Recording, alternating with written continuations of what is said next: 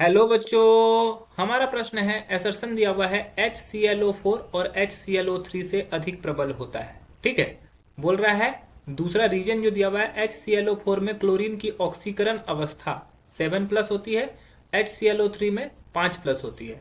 तो हमें बताना है, 5 ऑप्शन है कि अभिकथन और तर्क दोनों सही है और जो तर्क है हमारा सही एक्सप्लेनेशन भी देता है हमारे अभिकथन का। दूसरा है अभिकथन तर्क दोनों सही है, तर्क लेकिन सही एक्सप्लेनेशन नहीं है अभिकथन का। तीसरा है अभिकथन जो है वो सही है, तर्क गलत है। चौथा है अभिकथन गलत है, तर्क सही है। और पांचवा है दोनों के दोनों गलत है। चलिए समझते हैं इस प्रश्न को। इस प्रश्न को समझने के लिए हमारी जो मुख्य अवधारणा है, ये एक बहुत इंपॉर्टेंट हमारा टॉपिक है।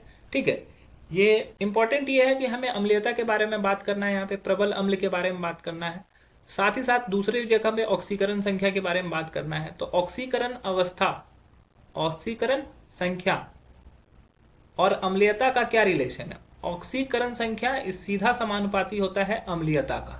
ठीक है, जिसका ज्यादा ऑक्सीकरण संख्या होगा वो ज्यादा अम्लीय होगा। ठीक है, वो प्रबल अम्लीय होगा। ऑक्सीकरण संख्या कम होगा तो कम अम्लीय होगा। तो चलिए यहाँ पे बात करते हैं HClO4 और HClO3 में, तो दोनों का ऑक्सीकरण संख्या निकाल लेते हैं। ठीक है, HClO में Cl का ऑक्सीकरण संख्या निकालना है, मुझे पता नहीं है, X है तो हाइड्रोजन का +1 होता है, +X प्लस -2 होता है ऑक्सीजन का, और 4 ऑक्सीजन है। इन सभी का योग 0 होगा क्योंकि इस पर कोई चार्ज नहीं है। तो X का वैल्यू -7 = 0, X का वैल्यू +7।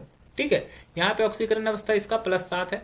अब HClO3 में निकालेंगे तो HClO3 में सेम उसी तरह ये +1 हो जाएगा। क्लोरीन के लिए हम लोग X मान लेंगे, ऑक्सीजन के लिए -2 × 3, इन सभी का योग 0, तो x का वैल्यू यहाँ पे +5 निकल जाएगा। ठीक है, तो ऑक्सीकरण संख्या किसकी अधिक है? HClO4 की। तो चूंकि HClO4 में Cl की ऑक्सीकरण संख्या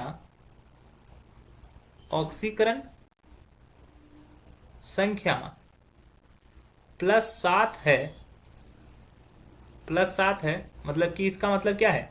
अधिक है, अतः यह प्रबल ऑक्सीकारक, प्रबल अम्ल होगा, अतः यह प्रबल अम्ल होगा।